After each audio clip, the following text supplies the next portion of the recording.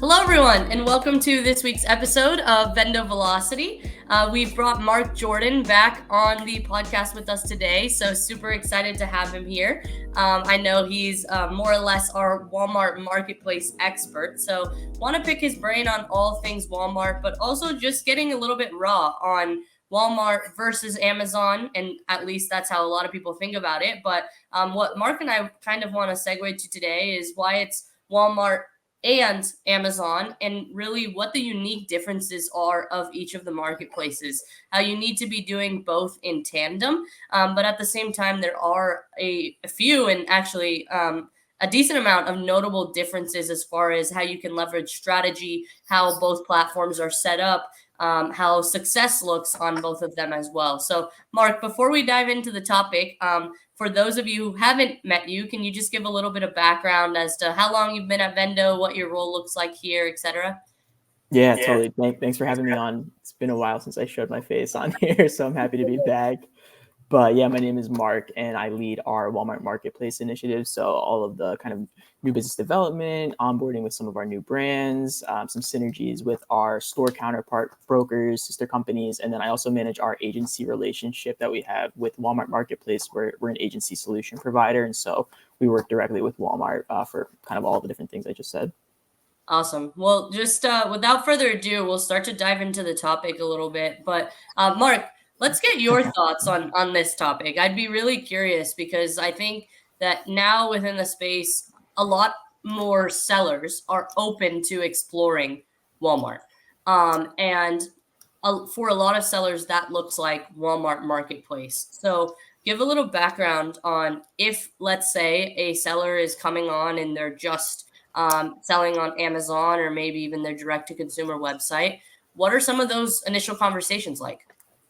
Yeah, totally. So I know a lot of what we say a lot of times at Vendo is like D to E, direct to everywhere, right? Not just like D to C or be on Amazon, but be D to E, right? Even like TikTok Shop, right? And all these other marketplaces that you can be on. So Walmart should be, something that you think about in your brand portfolio of marketplaces that you want to join. It is fairly easy to kind of onboard and set up and get going. A lot of people, I think, have this misconception that if they're on Walmart, it's really going to like hurt them in other channels and this and that. But when you're on the Walmart marketplace, like you, as a brand owner, you fully control like everything, including that pricing, right? So you don't need to worry about like Walmart changing price. If you're in stores or if you're in like a vendor owned relationship, that's where you may have some of that problem. But the marketplace in general just offers like obviously a great opportunity for a brand to open up a new sales channel, but it also is kind of like the testing grounds for Walmart stores because the Walmart merchants for in-store placements are, looking at your brand online. They're looking at data. How good is your content? Do you have good reviews? Are you spending on advertising? Are you doing all the things to kind of support Walmart's omni-channel vision? And so we work with a lot of brands that have this long-term goal of wanting to go in-store. Maybe they were really great on D2C. They blew up on Amazon and now they want to go to Walmart. Maybe they're in some other retailers. And so that's what we do with my team is kind of get everything set up and launched and get you running and really check all the boxes to making sure that you're best presented on Walmart.com for those maybe merchant conversations and also just having a new sales channel. The one thing that I'll say, and we always try to be very transparent, is like, and I think that in the industry right now and how Walmart is spoken about in the marketplace is people love to compare Amazon and Walmart, right? But there really should be no comparison, in my opinion, from working on the two. Walmart and other people throw out this idea that you can do 10% of your Amazon sales on Walmart. That like just couldn't be further from the truth. I don't know where that stat came from. If you even just go look at like your own branded search with like Helium 10 on Amazon versus Walmart, that number is going to fluctuate. You might have like 1% of even just branded search, right? Or the category alone might not even be 10%. And so people need to just have this, like, I think stop comparing the two because they get mixed up a lot and it can really frustrate people on like what their KPIs for their performance on Walmart Marketplace, specifically Walmart Marketplace. And so kind of just blanket statement there. That's why we're saying Walmart and Amazon, not so much like versus or competing with the two. Just be everywhere that there is a customer that might shop for you. And so that's kind of my thoughts there, and we can get into more detail on all the different things. Yeah, absolutely. I'd like to talk about that a little bit because specifically on just the point of like, hey, my brand has started to do really well on Amazon. I'm starting to see great traction. as far as timing, is that when you're triggered as a brand to be like, okay, let's launch on Walmart? Or at what point do you feel like within the brand's development is a good time to go for it and join the marketplace? And then as a follow-up to that, you did mention potentially getting in front of a merchant, starting on 3P. I know that's something that Walmart typically pitches is, let's see how you do on the marketplace first, and then we'll have those initial or those store conversations.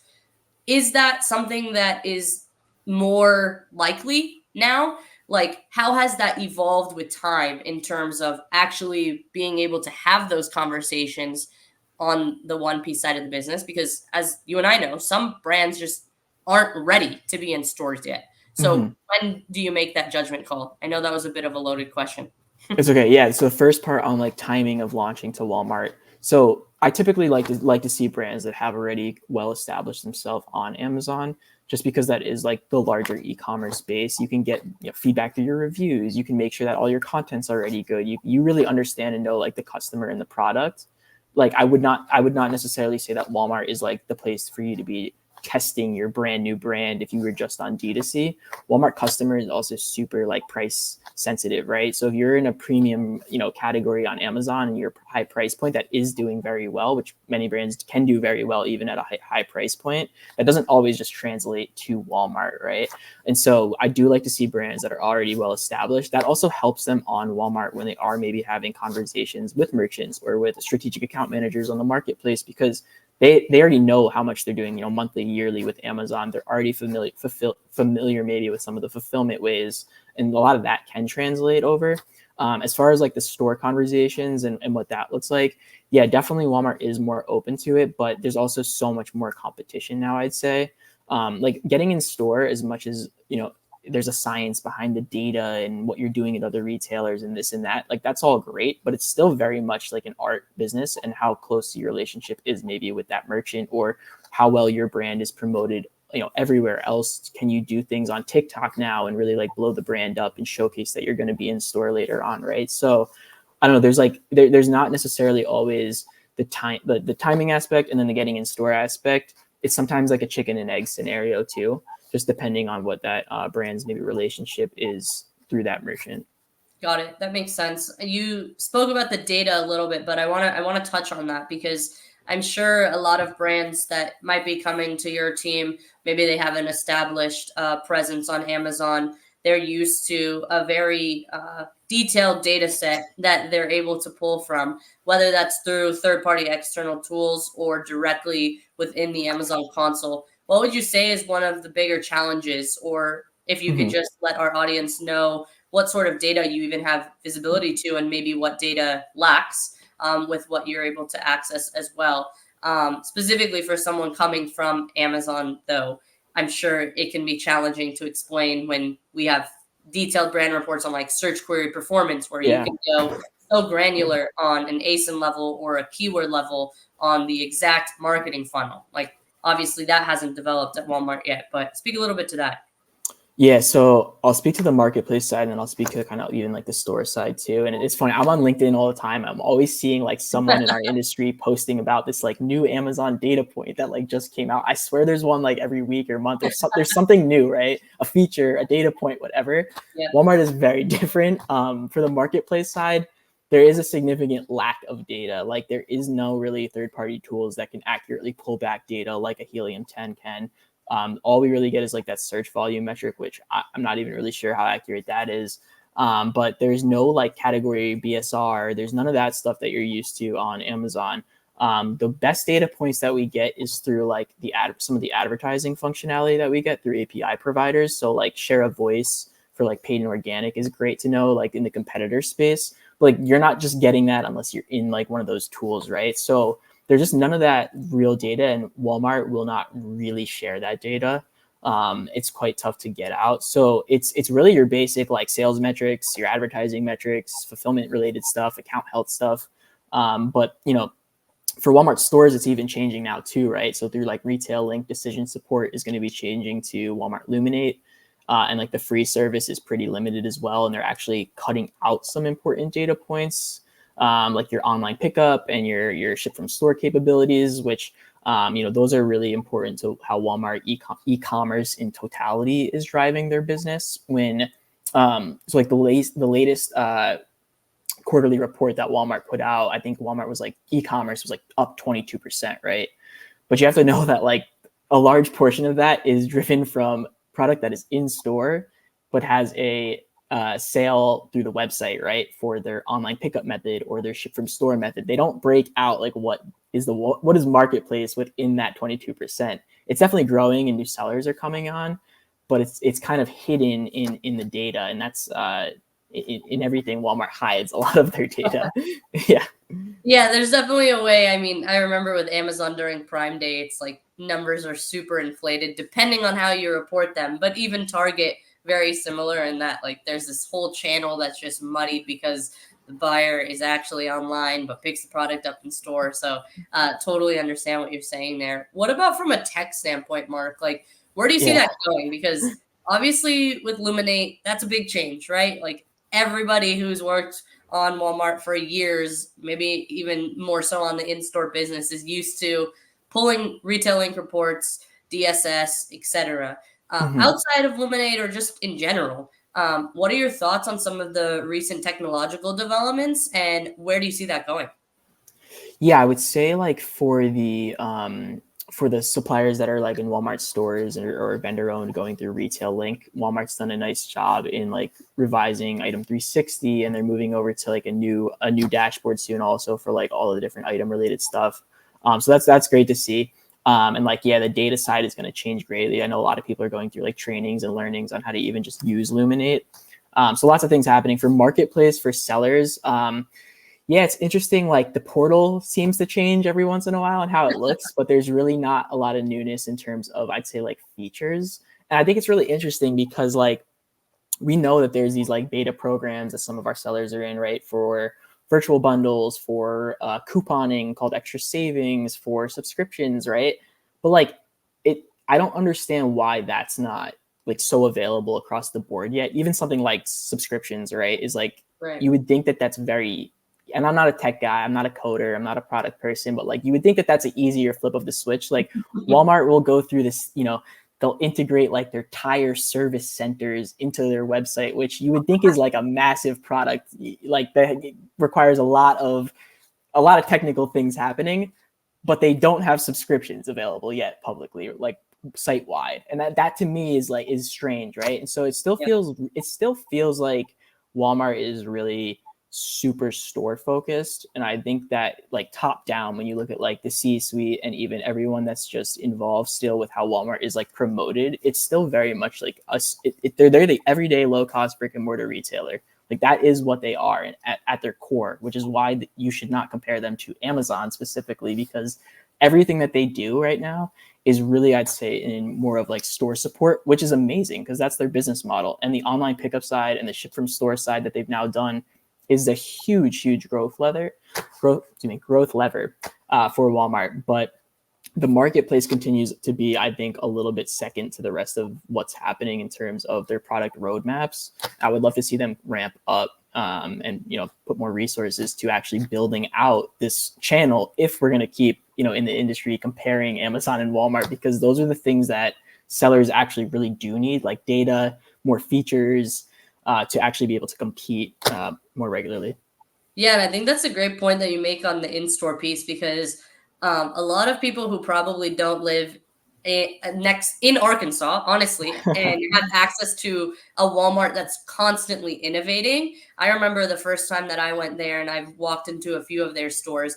It's just remarkable to see my Walmart versus their Walmart in terms of they're really using their stores as testing grounds from a technology standpoint. And to see where that's going, I think a lot of people are going to be surprised once some of those actually develop at a larger scale into other stores as well, just because they're creating a ton of interaction. And I think it's just going to continue to persuade individuals to go into that store because they're going to have a very similar shopping experience to maybe how they can have online, just because of all the different touch points specifically.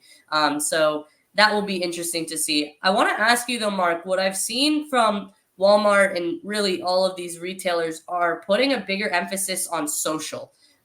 So I want to understand, like, even looking at Walmart's homepage, there is a creator section in which you can see UGC related videos in which creators are sharing things on social, and you see their handles there.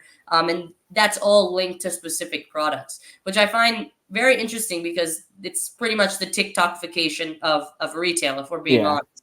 So I'm curious how much merchants or even 3P representatives on the Walmart side are pushing that, because I think a common misconception is that only people that are older individuals, higher income or lower income, sorry, white individuals like that live in the South shop at Walmart. And people haven't really come around to, like, you need to be shopping at Walmart if you want the best price. So curious what you think from a social standpoint, now appealing to a younger demographic, where that's going and how you've seen that evolve.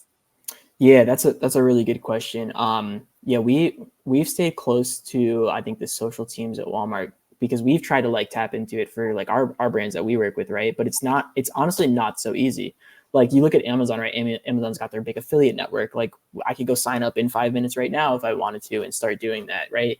The creator hubs, whatever. There's so many different ways that people can be more social, I think, currently, with the way that Amazon just allows like anyone to kind of plug and play into certain things. Where with Walmart, and again, this kind of goes back to the big store piece, right? It's a more tailored experience that they're running internally, going to certain brands who are maybe like already creator led or have some famous person backing the brand, and that's kind of what's being promoted in terms of like social, and how even like some of the video shopping stuff that we see and what that looks like, they're kind of more so geared towards a lot of that. It's very rare for like a person that has their, just selling on the Walmart marketplace to be involved in something with that.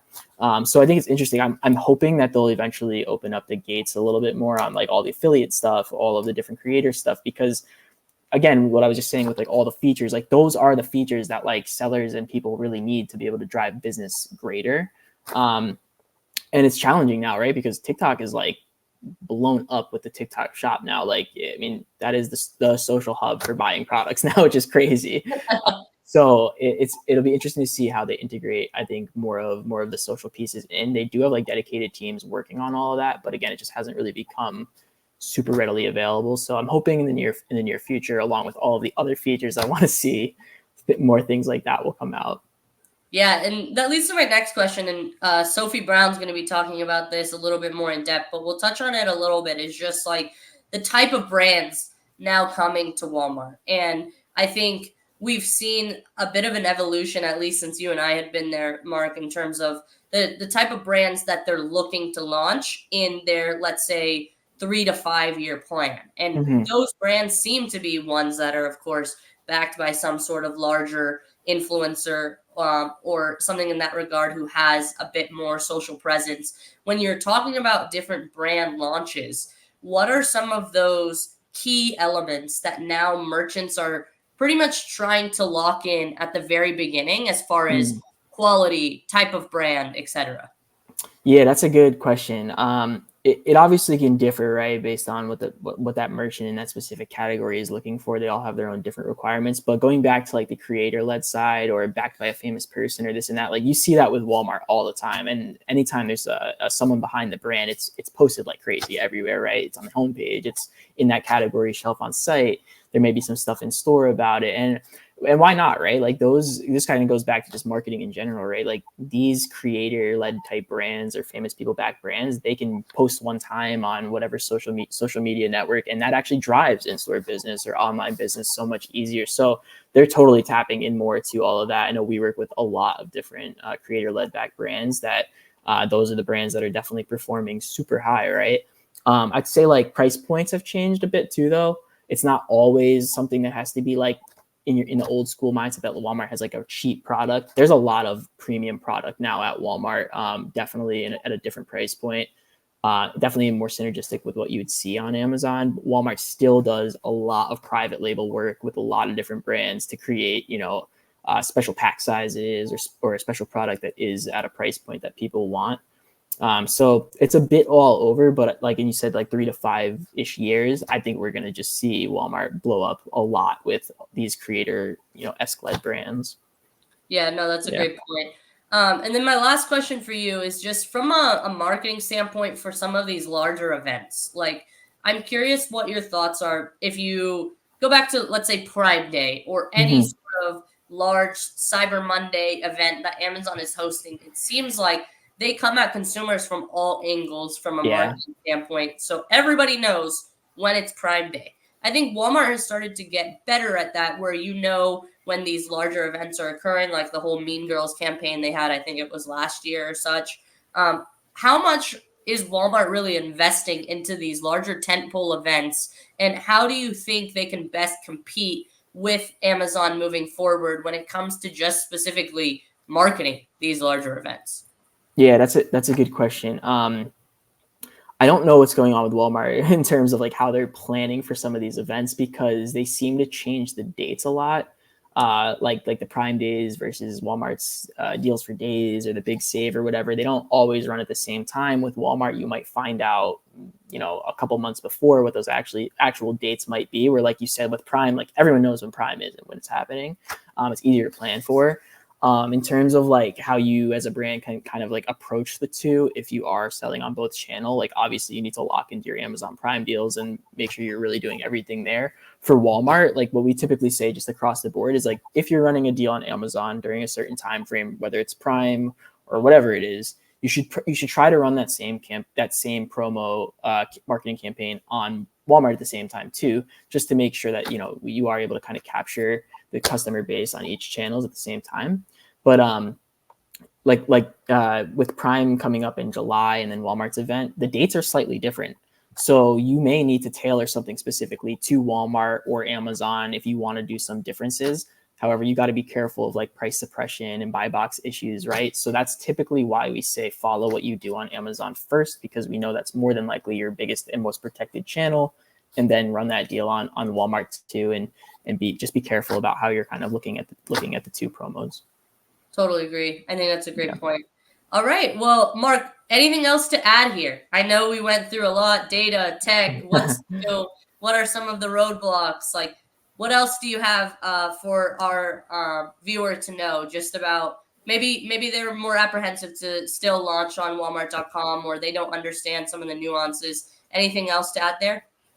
Yeah, I'll just go back to kind of what I said in the beginning of being like kind of direct to everywhere. Like, we're talking a lot about how Amazon's bigger and important and this and that, but there is a customer base on Walmart that is looking for a product like yours. You should be there. You do get customer data back on this. Maybe you're not getting tons and tons of data, but if you do want to like build that sales channel, or you do want to get into Walmart stores someday, then there's no reason why you shouldn't be approaching this as just another marketplace in your mix that you can either, put like a crazy amount of ad spend and attention and marketing and whatever in, or you can make sure that you're doing all the right things that you want to check the boxes for when, merchants are really looking. So don't be apprehensive to Walmart. There's ways to make sure that you can succeed on both channels simultaneously. Of course, we do that and do that with a lot of brands that we co-manage on Amazon and Walmart. And so I'm bullish on Walmart Marketplace. I think there is a lot in the pipeline that's going to make it grow. I just wish that a lot of it would be happening now in 2024 and not a little bit later on.